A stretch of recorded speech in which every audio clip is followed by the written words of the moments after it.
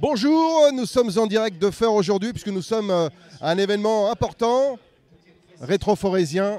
C'est le 20e anniversaire, on est dimanche. Alors c'est un anniversaire particulier avec une expo particulière.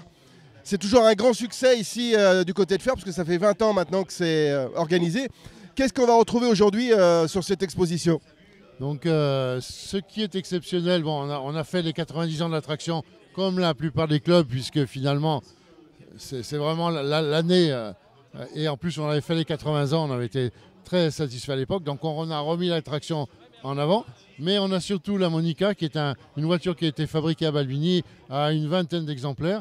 On a réussi à en réunir 3, dont une qui vient de Normandie, qui est venue par la route, une autre qui vient de Hollande, qui est venue sur une remorque mais qui roule, en fait, qui est en parfait état, et une troisième qui est un prototype récupéré par un de nos voisins de Balbigny, qui nous l'a aussi gracieusement amené. Donc c'est pour peu la plus grande réunion de Monica à l'échelle mondiale depuis toujours en fait. Donc voilà.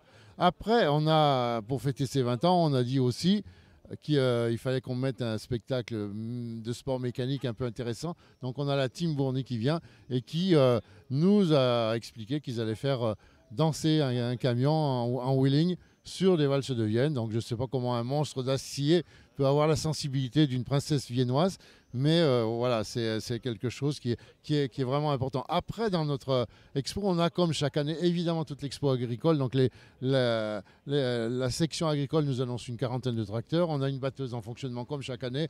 On a aussi un moulin à huile. Bon, c'était un petit peu une diversion dans ce secteur-là.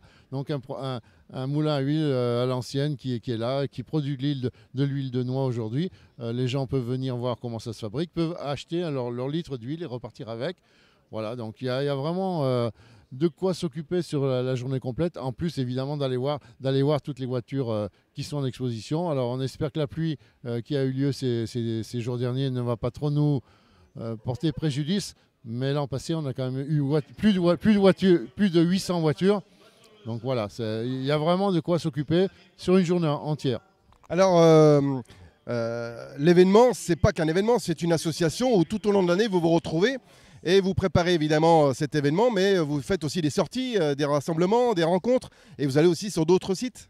On sort régulièrement, et effectivement, donc on fait des sorties à thème pour nos adhérents, on en fait 5-6 dans l'année, et puis on essaye de rendre visite à nos clubs voisins et amis qui vont dans le même sens que nous, qui ont les mêmes objectifs, et donc c'est intéressant à ce niveau-là de pouvoir confronter les expériences, de mettre en parallèle des exemples de voitures particuliers. Donc on a tout intérêt à collaborer avec tous les clubs qui nous entourent. Eh bien, nous sommes avec Madame le maire de Feur pour ce 20e rétro forésien en ce 19 avril. Alors c'est un événement incontournable, Marianne, sur cet espace incontournable qu'est l'hippodrome. Tu as raison, c'est vrai que ça fait des années, ça fait 20 ans, donc c'est le 20e anniversaire. Et c'est une institution, le Rétro Mobile Club Forésien, pour y avoir adhéré du départ. On a autour de toute cette exposition des passionnés et des gens qui s'engagent, des gens qui travaillent avec patience, minutie et qui font revivre notre histoire. C'est vrai qu'en plus sur l'hippodrome, un beau site de la commune, donc c'est toujours une très belle exposition et ils nous font toujours rêver avec leur belle mécanique. Alors aujourd'hui, en ce dimanche 19 mai, Feur est la capitale rhône-alpine de l'automobile. C'est une fierté en tant que maire de recevoir autant de monde et puis toutes ces belles mécaniques. Oui, tu as raison. C'est une belle vitrine pour la commune, puisqu'on sait depuis des années que beaucoup de gens arrivent de loin, de très très loin, au-delà de nos frontières ligériennes. Et ça met un coup de projecteur sur la commune et c'est très très bien. J'imagine que les services techniques, les équipes de la ville sont sur le pont pour que ça se passe merveilleusement bien. Voilà, alors avec les aléas du direct, qu'on va dire, puisqu'on ne peut pas mettre de voiture aujourd'hui au sein de l'hippodrome, puisque l'herbe est trop mouillée, donc il s'embourberait. Sinon, au milieu de la piste, il y a beaucoup de voitures. Mais c'est vrai que les services techniques travaillent depuis plusieurs semaines pour recevoir dans les meilleures conditions l'exposition. Merci, bonne journée.